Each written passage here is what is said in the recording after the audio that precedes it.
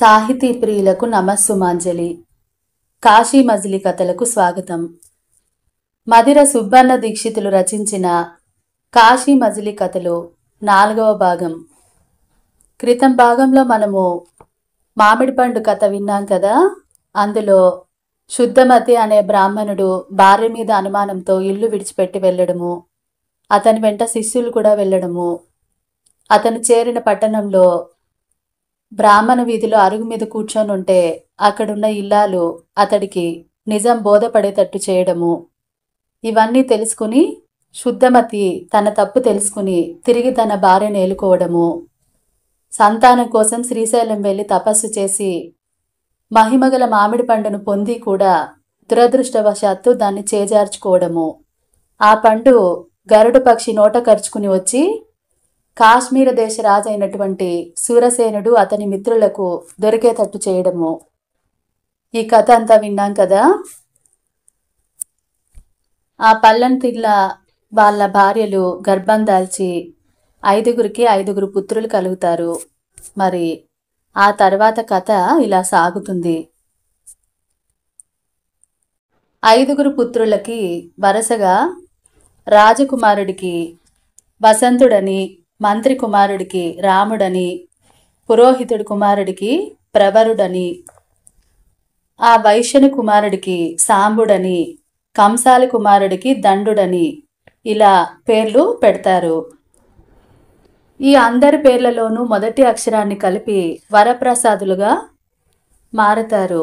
అంటే ఎలాగంటే వసంతుడిలో వా, రాముడిలో రా, ప్రవరుడిలో ప్ర, సాంబుడిలో సా, దండుడిలో ద అన్నీ కలిపి వరప్రసాదులను పేర్లు వచ్చేటట్టు వాళ్ళ తండ్రులు వాళ్ళకి నామకరణం చేస్తారన్నమాట.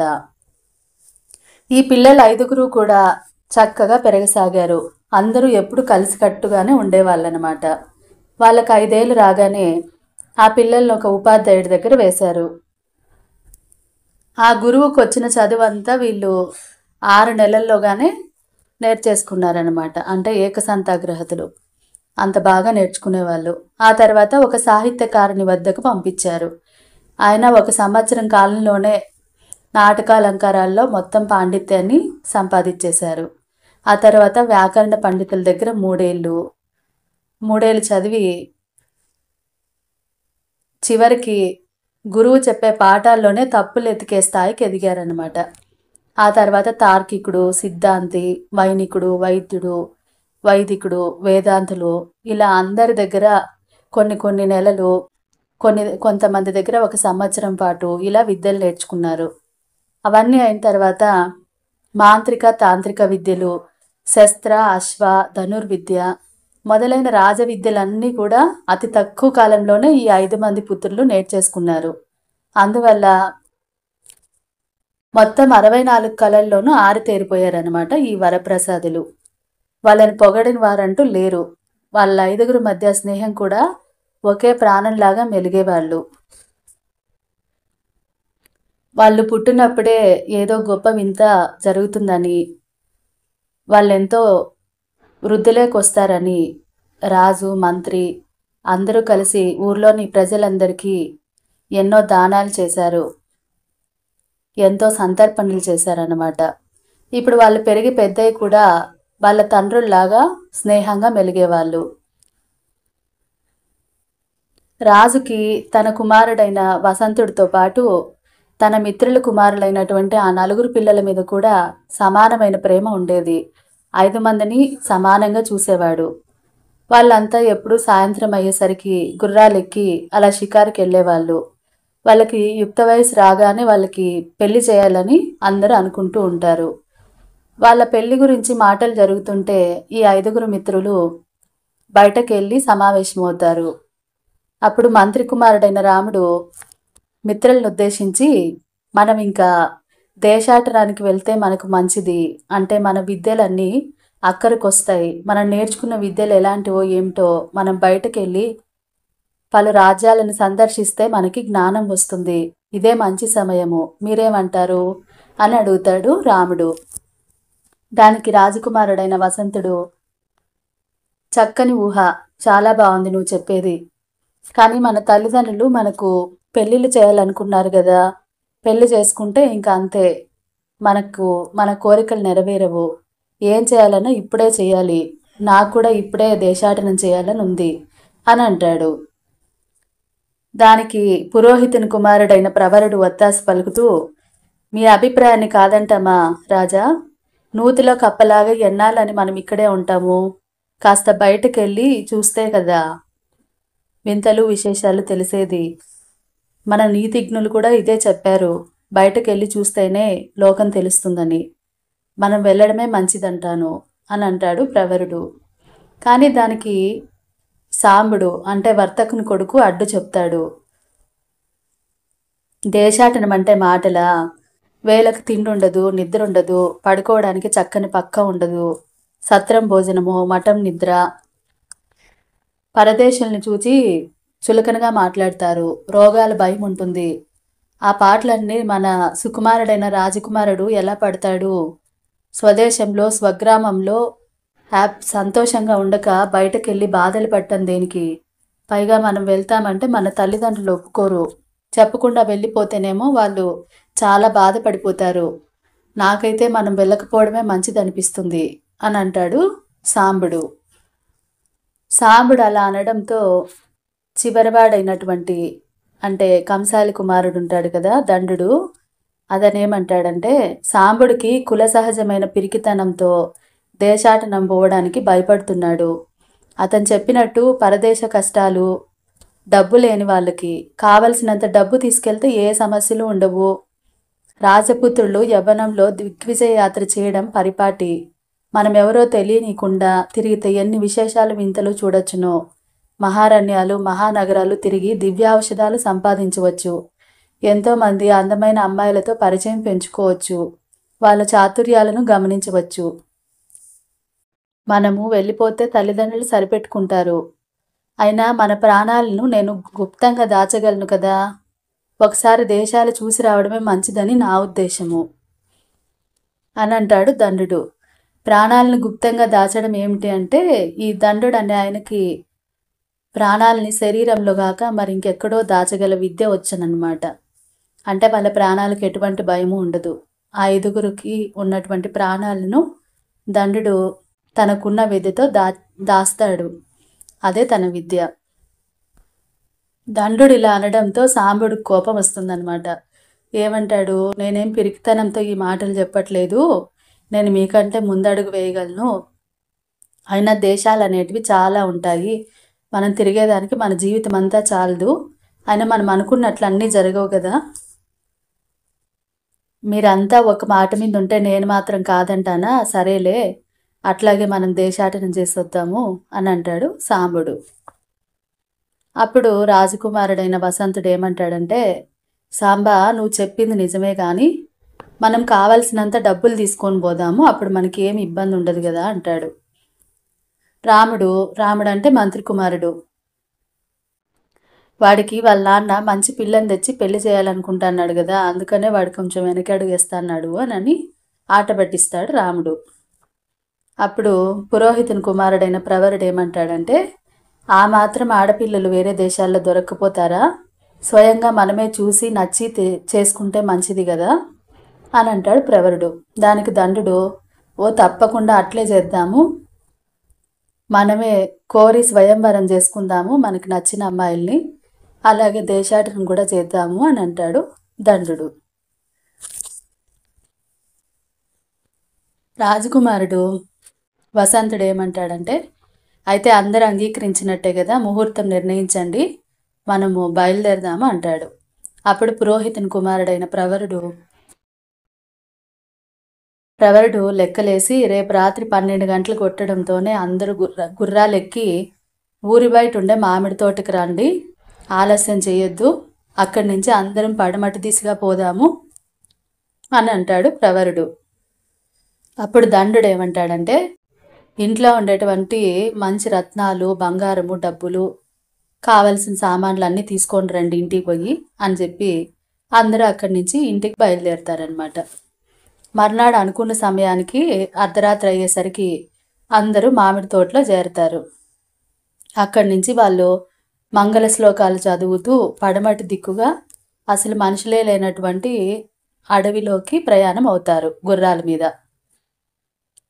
ఆ అడవి చాలా దట్టంగా ఉంటుంది. ఎట్లో వాళ్ళు తోవ చేసుకుంటూ పోతా ఉంటారు. ముందర రాజకుమారుడు పోతా ఉంటాడు. ఎవరు? వసంతుడు. ఆయన వెనుక మంత్రి కుమారుడు, తర్వాత వేషకుమారుడు, వైశ్య కుమారుడు, లాస్ట్లో ఈ దండు అంటే ఎవరు? కంసాలి కుమారుడు. ఈ కంసాలి కుమారుడైన దండు మంచి వైద్యశాస్త్ర ప్రవీణుడు అనమాట. అంటే వైద్యం గురించి, యంత్ర నిర్మాణం గురించి బాగా తెలుసు. దానికి ఏం చేస్తాడు, వెనక ఎక్కడైతే మూలికలు ఉంటాయో అవన్నీ తీసుకొని పోగు చేస్తూ ఉంటాడు. మళ్ళీ యంత్రాలకు పనికొచ్చే కర్రలు ఉంటారు కదా, కట్టెలు ఉంటాయి కదా, అవి కూడా అన్నీ తీసి దాచుకుంటూ ఉంటాడు. తెల్లారుతుంది. ఒక చెరువు దగ్గరికి పోతారు అందరూ కలిసి. పోయి అక్కడ కాలకృత్యాలు తీర్చుకుని కొంతసేపు సేద తీరుతారు అక్కడ. అప్పుడు రాజకుమారుడు మిగతా మిత్రులను ఉద్దేశించి, మనము ఈ రాత్రి ఎన్నో యోజనాలు వచ్చాము. యోజనాలు అంటే యోజనానికి 8 మైళ్ళు ఏమో అంటారనమాట. అలాగా కొన్ని యోజనాలు నడిచాం కదా, మన పట్టణానికి పడమటి దిక్కున సముద్రము కనిపించే వరకు జనసంచారం లేని అడవి ఉందని మనం భూగోళ శాస్త్రంలో చదివినాం కదా. కాబట్టి మన వాళ్ళు మనల్ని వెతికి పట్టుకోలేరు, మనకి ఇంకా భయం లేదు. ఇక్కడి నుంచి దక్షిణంగా వెళ్తే మనకు కొన్ని నగరాలు కనపడతాయి. కొంతసేపు అలసట తీర్చుకొని బయలుదేరదాము అని అంటాడు వసంతుడు. కొంతసేపు విశ్రాంతి తీసుకొని మళ్ళీ ప్రయాణం సాగించి మళ్ళీ మరుసటి రోజు రాత్రి ఎక్కడో ఒక చోట ఆపి మళ్ళీ ఉదయాన్నే లేచి మధ్యాహ్నం వరకు ప్రయాణం చేస్తారనమాట. అప్పుడు ఒక బంగారు శిఖరం గల గోపురం కనపడుతుంది వాళ్ళకి. అక్కడుండే భూములు కూడా పండినట్టుగా, అడవి కొంచెం పలచగా ఉంటుంది. జనాలు తిరిగాడే చిహ్నాలు కనపడతా ఉంటాయి. బహుశా ఇదేమన్నా పట్టణం అయిండొచ్చు, కానీ మనుషులు ఎవరు కనిపించట్లేదే. ఒక్క మనిషి కూడా కనపడకుండా ఎక్కడ పోయినారు. ఇల్లు మాత్రం కనపడుతున్నాయి. బహుశా అది రాజధాని అయి ఉంటుంది, కానీ ఎందుకు ఎవరు కనిపించట్లేదు అని అంటాడు రాముడు. అది ఏదైతే మనకేముంది, మనకేం భయం లేదు కదా, మన ప్రాణాలు నేను జాగ్రత్తగా దాచిపెట్టినాను, మన ప్రాణానికి ఏం భయం లేదు అని అంటాడు దండు. సరే, ఈ వింత ఏందో చూద్దామని చెప్పి ఆ పట్టణంలో ఉండే వీధుల్లోకి వాళ్ళ గుర్రాలను నడిపిస్తా పోతారు. ఆ వీధుల్లోకి అడుగు పెట్టగానే అందరూ ఇండ్ల తలుపులు మూసేసి ఉంటారనమాట. దుకాణాలు కూడా కట్టేసి ఉంటారు, ఏవి ఓపెన్లో ఉండవు. అక్కడక్కడ అరుగుల మీద కొంతమంది నిద్రపోతూ ఉంటారు. అప్పుడు వాళ్ళందరినీ చూసి వీళ్ళేదో నిశాచరులాగా ఉన్నారు. అంటే రాత్రిపూట సంచరించే వాళ్ళని నిశాచరులు అంటారు. అంటే రాక్షసులు, దయ్యాలు అన్నమాట. ఇక్కడి నుంచి మనం త్వరగా వెళ్ళిపోదాం పదా, వీళ్ళు మనుషుల్లాగా లేరు అని అంటాడు. ఎవరు? వసంతుడు. లేదు లేదు, వాళ్ళు కూడా మనలాగే ఉన్నారు, రాక్షసులు అయితే అట్లా ఉండరు కదా, మనం వచ్చింది ఈ వింతలు చుట్టానికే కదా, చూద్దాం ఏం జరుగుతుందో అని చెప్పి అట్లనే లోపలికి పోతూ ఉంటారు. అప్పుడే ఈ చాటింపు వేసే వాళ్ళు వస్తారనమాట, రక్షక భటులు. చాటింపు అంటే మామూలు పూర్వకాలము. ఇప్పుడు మన చిన్నప్పుడు పల్లెల్లో ఉంటాయి కదా, తప్పెట కొట్టుకుంటా ఏదైనా వార్త చెప్పాలంటే ఊళ్ళలో చెప్పేవాళ్ళు కదా, అట్లనమాట.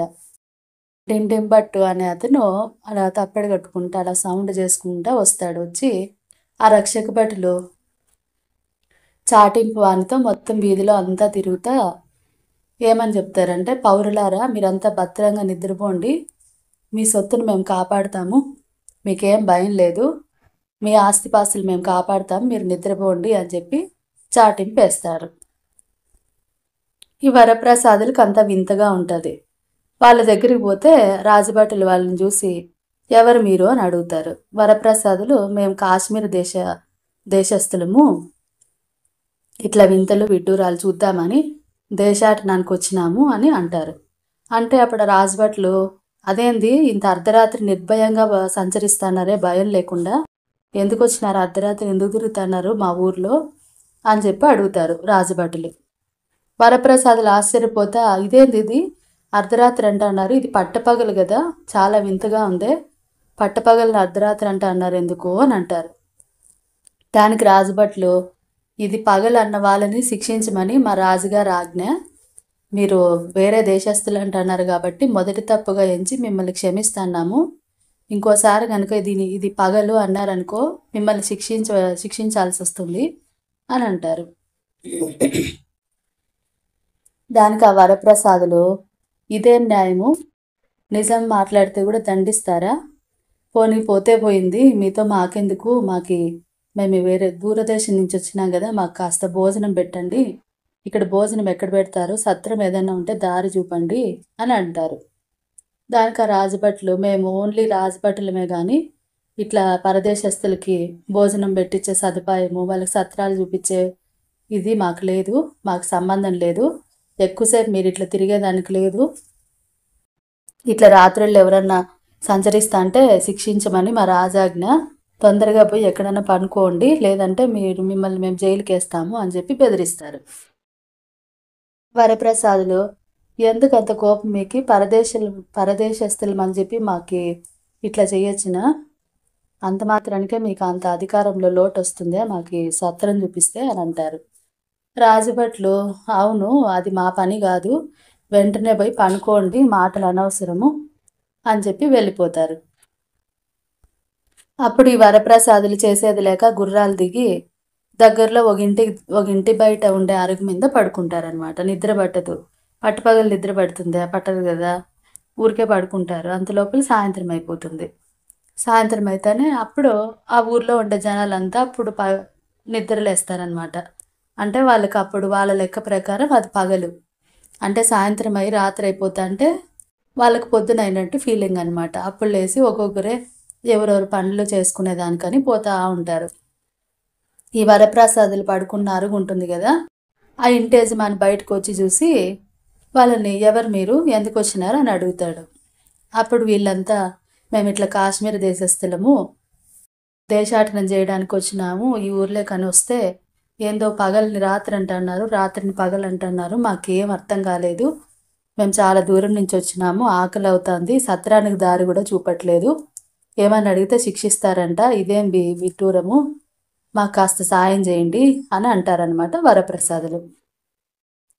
అప్పుడు సరే అని చెప్పి వాళ్ళని లోపల తీసిపోయి వెంటనే భోజనం చేపించి వాళ్ళకు వడ్డిస్తాడు ఆ ఇంటి యజమాని.